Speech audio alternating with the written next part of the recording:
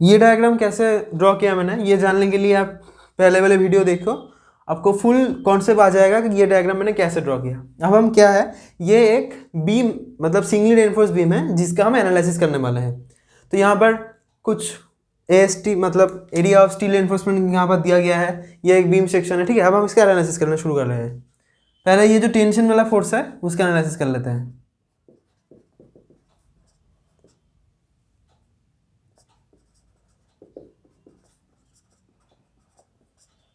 अच्छा, इसमें कितना टेंसाइल फोर्स आ रहा है टोटल?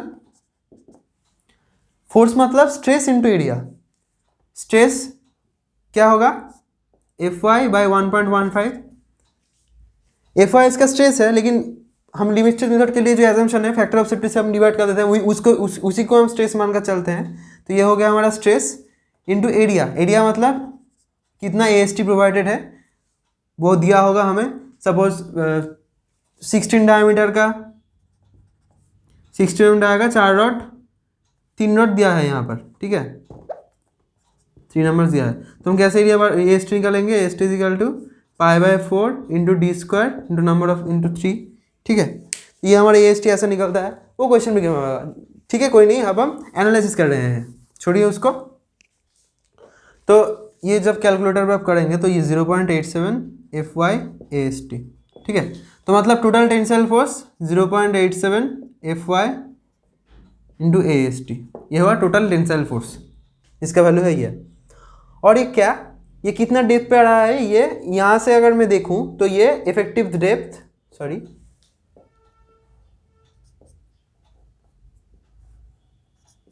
ठीक है, तो ये इफेक्टिव डेप्थ, इतना ही डेप्थ पे ये एक्ट कर रहा है, ठीक है। अब हम करेंगे कॉम्प्रेशन फोर्स का एनालिसिस। अब ये नोट कर लीजिए, मैं ये मिटाने वाला हूँ।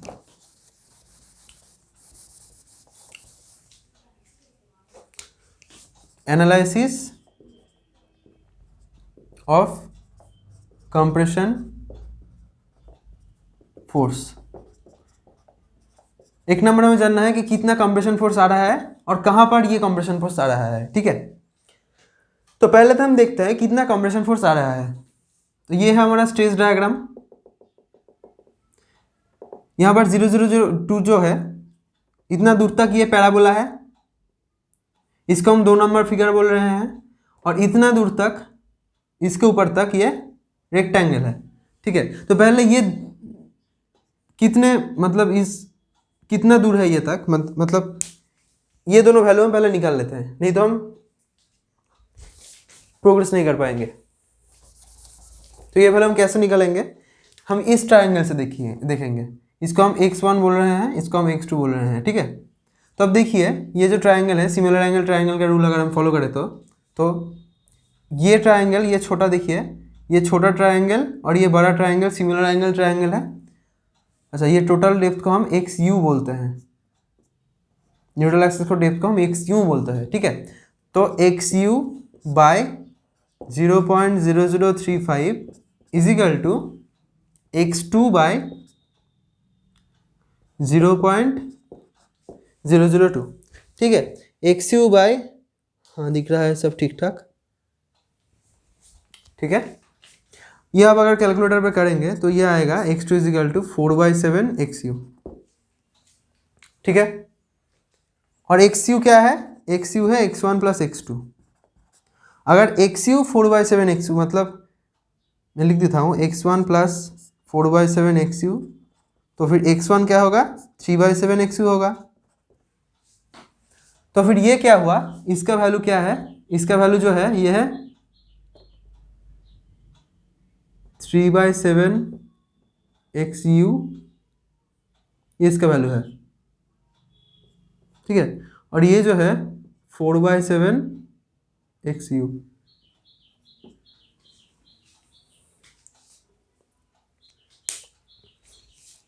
अब हम कितने टोटल कॉम्प्रेशन फोर्स आ रहा है अगर मैं बोलूँ तो, मतलब ये 1 नंबर फिगर है। इस स्ट्रेस डायग्राम के लिए स्ट्रेस इनटू एरिया करके हम इसका फोर्स निकालेंगे कि इस सेक्शन पर कितना आ रहा है फोर्स टोटल। 1 नंबर हम इसको बोल रहे हैं और 2 नंबर हम इसको बोल रहे हैं। तो C1 प्लस C2 करके हमें टोटल कंप्रेशन फोर्स आएगा। तो C1 का वैल्यू कितना, इस डायग्राम का area into B, total compression C1 क्या हुआ, C1 लिख देता हूँ पहले, C1 हुआ इस डायग्राम का एरिया कितना, और ये जो है एक मिनट, ये जो है मतलब हाँ ये तो मैंने, हाँ टोटल कंप्लीट का 0 सॉरी 46, आपको याद है ग्राफ कि 0.0035 का डिज़ाइन हमारा जो लेते हैं हम, मतलब LSM के लिए जो हम स्ट्रेस लेते हैं वो है 0.446 FC का, मैंने वही लिखा। तो C1 इज इक्वल टू इसका एरिया हुआ ये इंटू ये, ठीक है, स्ट्रेस का एरिया इंटू बी से अगर हम इंटू करेंगे तो हमें फोर्स मिलेगा, तो क्या हुआ 0.446 FC के इंटू 3/7 XU इंटू बी, ये हुआ हमारा total compressive force in this section. नीचे का सेक्शन का टोटल कॉम्प्रेसिव फोर्स कितना होगा, पैराबोला का एरिया होता है 2/3 ऑफ रेक्टेंगल का एरिया जो है, तो रेक्टेंगल यहाँ पर क्या हुआ, रेक्टेंगल ये अगर क्रिएट करें तो वो होगा,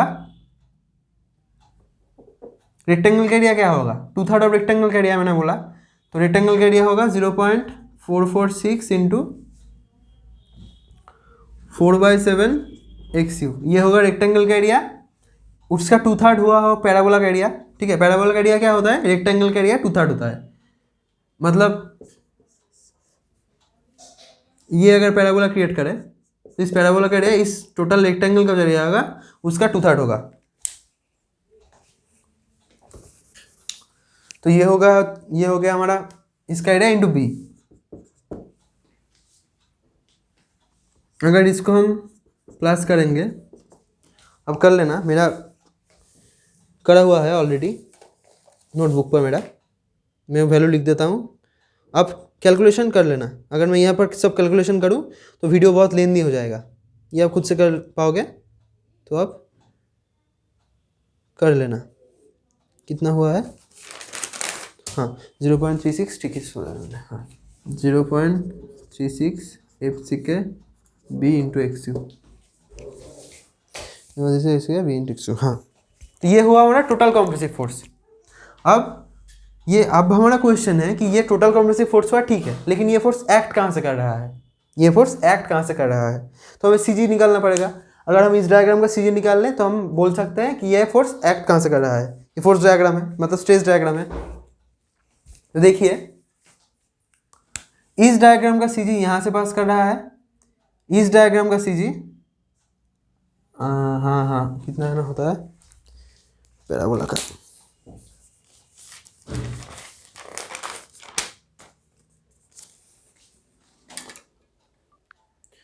पैराबोला का CG है वो शायद नहीं, हाँ 5/8, हाँ 5/8,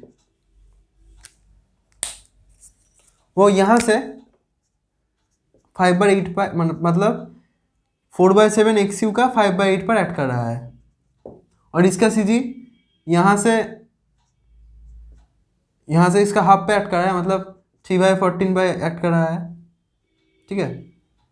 तो आप क्या करोगे, आप इस एक्सिस के रेस्पेक्ट पे ये जो डिस्टेंस है, मतलब ये डिस्टेंस निकालोगे, उसको कहोगे x1, ठीक है, A1 का हुआ, आप x1 पहले नाम दे चुका हूँ, A1 बोलो, ये जो डिस्टेंस है ये A1 हुआ, और इस एक्सिस के ये जो डिस्टेंस है A2 है, आप ये कैलकुलेशन करके निकालो। सी का फॉर्मूला क्या होता है हमारा, x बार, अगर मैं बोलूँ कि इस फिगर का CG है इसके रेफरेंस पे, तो x bar is equal to C1 plus C2, sorry C1A1 plus C2A2 by A1 plus A2, C1A1 plus C2A2 by A1 plus A2, ये अगर आप करोगे, ठीक है, C1 का वैल्यू पुट करोगे, A1 का वैल्यू यहाँ पर पुट करोगे, C2 का वैल्यू पुट करोगे, A2 का वैल्यू पुट करोगे, नीचे A1 प्लस A2 पुट करोगे, तो ये आपको मिलेगा 0.42 XU, ठीक है, ये वैल्यू आपको मिलेगा। मतलब ये जो कॉम्प्रेशन है, ये जो कॉम्प्रेशन फोर्स है वो कहाँ पर एक्ट कर रहा है, 0.42 XU पर एक्ट कर रहा है। जो कॉम्प्रेशन फोर्स है हमारा, बिठा देता हूँ, आप नोट कर लेना अपनी तरह से।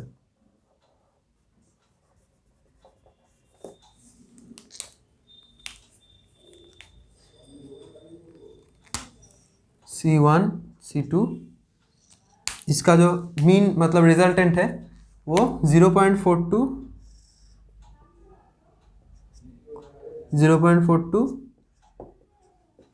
XU पर टोटल कंप्रेशन फोर्स एक्ट कर रहा है, ठीक है। तो ये हुआ हमारा एनालिसिस कंप्रेशन फोर्स का। टोटल कंप्रेशन फोर्स कितना 0.36 XK B × XU, ये हमारा हुआ टोटल कंप्रेशन फोर्स का वैल्यू। और ये कहाँ पर एक्ट कर रहा है, ये 0.42 XU पर एक्ट कर रहा है। तो फिर क्या हुआ, ये डायग्राम अगर हम फ्रेश आगे फ्रेश ड्रॉ करें तो क्या होता है देखते हैं।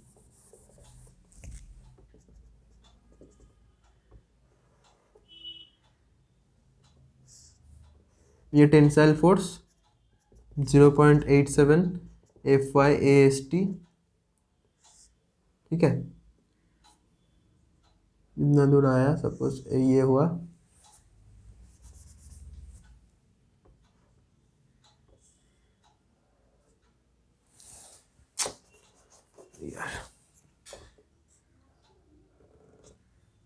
तो ये जो कंप्रेशन फोर्स है ये होगा 0.36 FCK B × XU। ये एक्ट कर रहा है कहाँ पर, यहाँ से 0.42 XU दूरी पर, क्योंकि ये जो टोटल दूरी है ये है XU, ठीक है। तो शायद हमारा एनालिसिस पार्ट एक बार चेक कर लेता हूँ, कुछ और बाकी है क्या।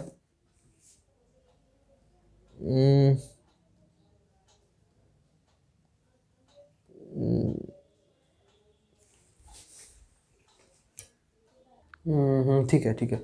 हाँ, तो हम टोटल कंप्रेशन फोर्स कितना हुआ, कहाँ से एक्ट करेगा, हम निकाल चुके हैं। टोटल टेंशन फोर्स कितना होगा, कहाँ पे एक्ट करेगा, हम निकाल चुके हैं, ठीक है। तो ये मैं कैलकुलेशन मोज देता हूँ, आप सब लोग नोट कर लीजिए, आप आपकी तरह से नोट कर लीजिएगा आप।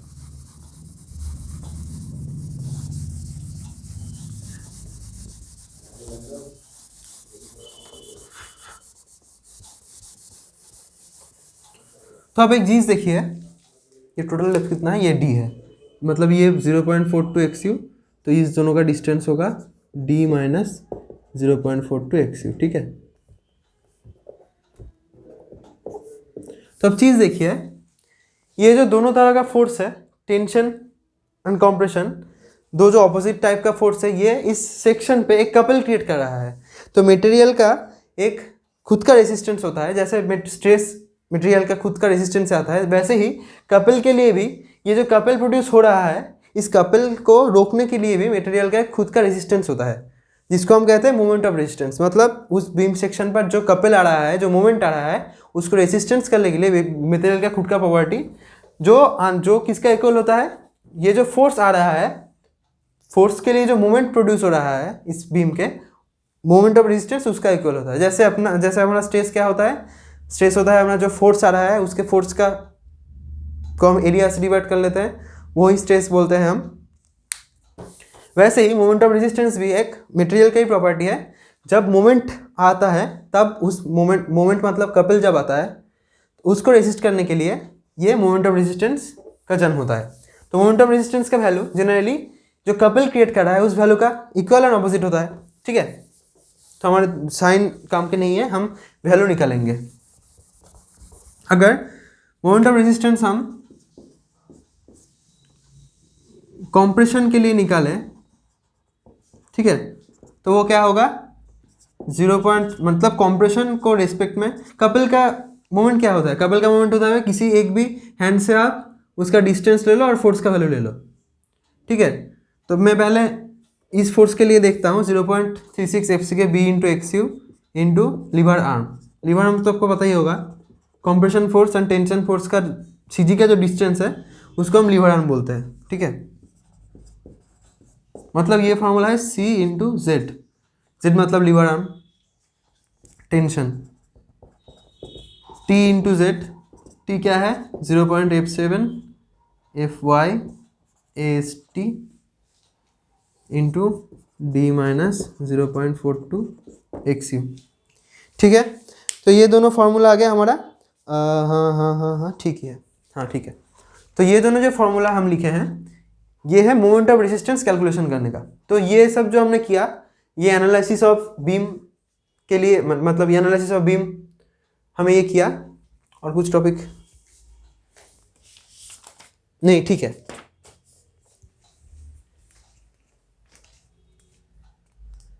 और एक बात कह सकता हूँ क्या मैं यहाँ से, ठीक है, और एक बात यहाँ से मैं बोल सकता हूँ एनालिसिस में, ये पार्ट बोल सकता हूँ मैं क्या, कि अगर आपको बोले कि न्यूट्रल एक्सिस को डेप्थ फाइंड करने को तो आप कैसे करेंगे। ठीक है, अगर मैं बोलूँ कि न्यूट्रल एक्सिस को डेप्थ आप फाइंड करो तो कैसे करेंगे, कुछ नहीं, आप total compression force is equal to total tension force कर देंगे। ठीक है, वहाँ से देखिए 1.36 FCK B into X U, यह total compression force 0.87 FY AST, यह है हमारा टोटल टेंशन फोर्स। यहाँ से अगर आप एक्स यू निकालेंगे तो 0.87 FY AST by 0.36 FCK B।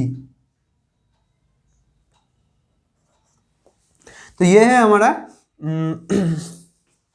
हम किसी भी सेक्शन का, जो सेक्शन हमारा गिवन है, ठीक है, हम सब ये एनालिसिस कर ले। एनालिसिस में क्या होता है, हमारा सेक्शन गिवन होता है, उसका एनालिसिस करना पड़ता है इसमें क्या क्या है। और डिजाइन में क्या है, डिजाइन में हमको सेक्शन बढ़ाना पड़ता है, फिर एनालिसिस करते हैं हम चेक करने के लिए, समझे क्या।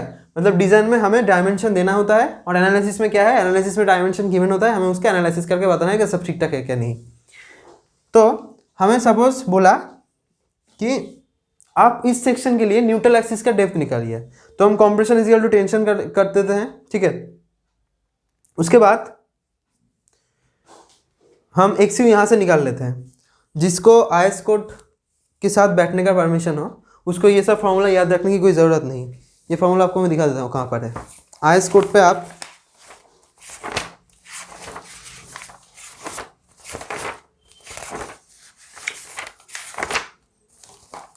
हाँ आईएस कोड पे 96 पेज पर चले जाओ।